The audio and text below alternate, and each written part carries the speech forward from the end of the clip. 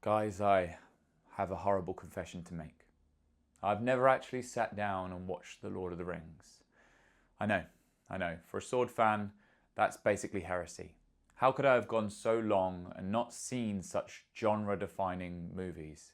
Well, I decided it's time to right that wrong and finally watch the film and share my opinions on it with you.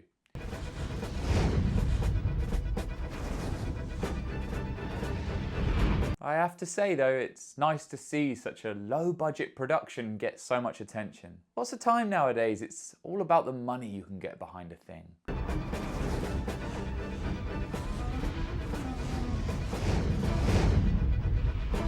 I don't really remember these cast members though.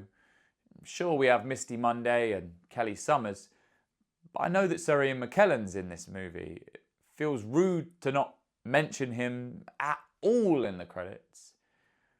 Maybe his part is a lot smaller than people make out.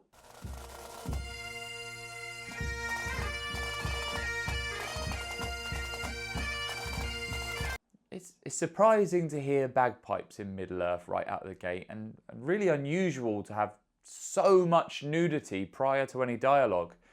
But I suppose 2001 was a different time.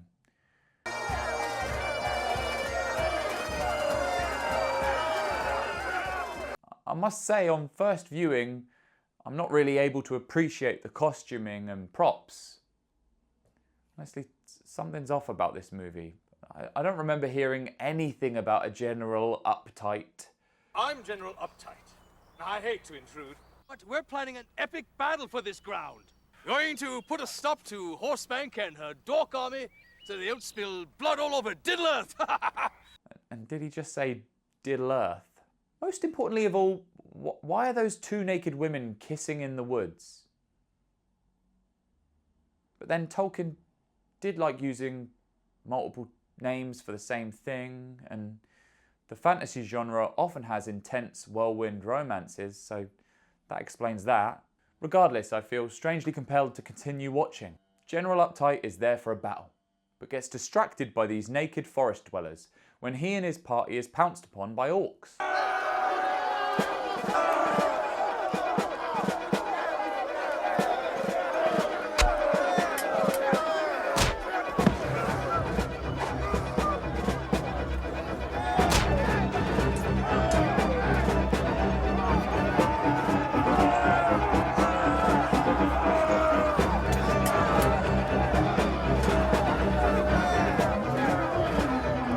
Here we see our first bit of sword fighting action, and it's not quite what I was expecting. We mostly see some wild flailing and some pretty low effort counter delivery. I mean, these actors are giving their all, but the choreography just isn't believable. It lacks a lot of weight and intensity. He's mine. Right. Well, Horsebank, this is the last time you'll despoil this realm. I'm sorry, what? Did he say horsebank? That doesn't seem right. And look, I'm not really a fan of the whole women's armour in TV and movies isn't practical debate. I'm all for silly or daft armour on male or female characters so long as it fits the setting. But this is just a joke. She might as well have not bothered at all. This isn't protecting any of her vitals. Whoa, time, please. What? I'm stuck. Well, wiggle around a bit. I can't get it out. Here. Oh, thank you. You know, you really ought to consider a broadsword. I mean, they're much easier to use in battle. General Uptight stopping their terrible fight to tell Horsebank that his not broadsword is more practical in a battle than her spear was the last straw for me. That's laughable. Everyone knows spears are OP. Something's up with this movie, I tell you. Anyway, General Uptight kills Horsebank and for some reason takes her small armour underwear as a trophy. He seems certain that they hold some kind of power. When are they going to mention anything about rings? Now who's this? A Throbbit's Tale by Dildo Saggins. I beg your pardon? Right, that's it. There was some reason to continue believing before, but now I'm certain of it. this might not be The Lord of the Rings. In fact, I think I may have seen The Lord of the Rings multiple times and continue to watch them frequently. Extended cuts, of course. I don't know how or why I forgot and confused it with this movie. Well, I'm here now and the camera's rolling. I may as well finish this video and get something out of this whole affair. I wouldn't want it to be a total waste of time and leave my viewers disappointed. So, the half-naked Miss Saggins meets the drunk wizard Smirnoff just outside of Throbbington. After some dancing and undressing with her comrade, Spam, Miss Saggins is given the G-string and told to destroy it. Why are you giving it to me? Because it can only be held by one who is pure and noble. I think this depiction of Throbbington might just be CGI. Some of the CGI from the early 2000s just doesn't hold up as well these days, does it?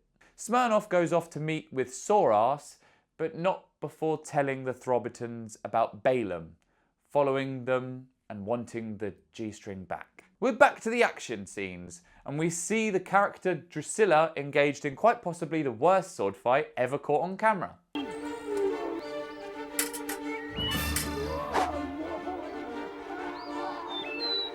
Somehow worse than those backyard ninja guys cutting bottles with wall hangers that you see on YouTube.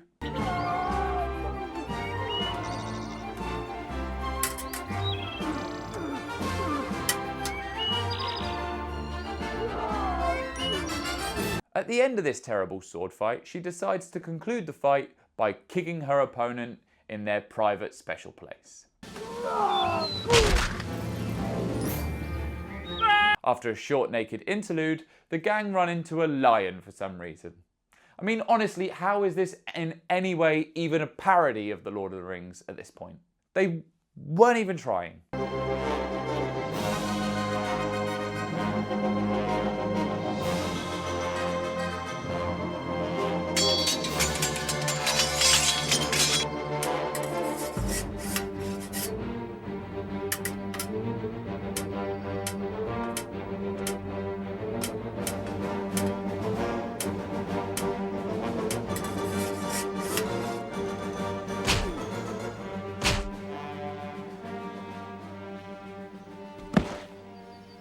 I mean, really, what am I supposed to say about this? At least they included a pummel strike. It turns out this is just a random encounter that means nothing to the overarching plot. Nothing in the film seems to serve any purpose. It's just a set of random scenes that could have been put in any order. You can honestly come up with far many more interesting reasons for people to take their clothes off. Too big for you! The gang gets into a bar fight. Here, hold this for me, kid.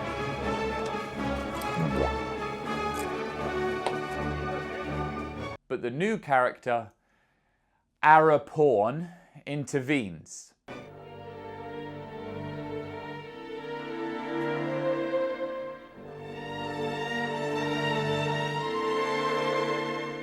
Now this I really do have to question.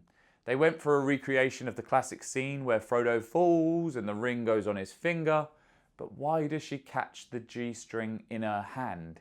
She's held it before. Wouldn't it make more sense, and dare I say it, please the audience for this film much more, if she caught it on her legs? Smirnoff finds out that Sorass is evil, like this.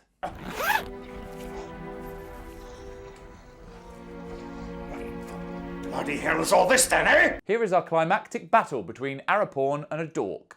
I honestly don't know if this is the last fight in the movie, but there's 10 minutes left on the clock and I'm not sure I can suffer through this anymore.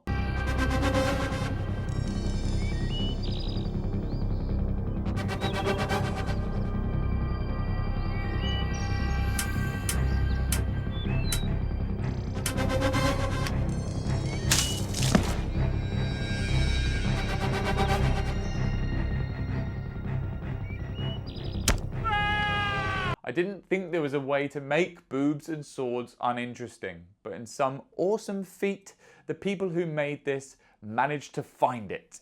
The fight is awful, as you'd expect, and it turns out that this is intended to parody the scene where Frodo is stabbed with the Morgul blade.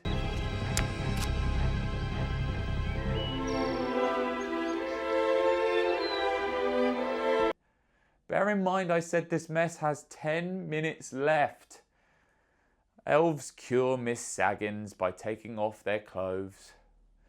Because of course they do. And now we're in Mordor, at Mount Doom, or Party Pooper Volcano as it's known here. And you can tell they're there because they have thrown an orange filter over the footage.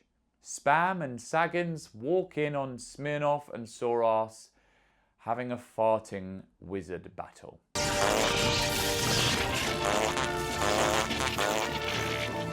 There are some sentences a person should never have to say, and that was one of them. And that's it. Saggins keeps the G-string, and I've wasted an hour of my life that I will never get back on this complete and utter garbage. I really hope it was worth it. For the love of Throbberton, recommend this video to your friends, subscribe and hit like, comment. Make this hour of my life in some way worthwhile. Thanks for watching.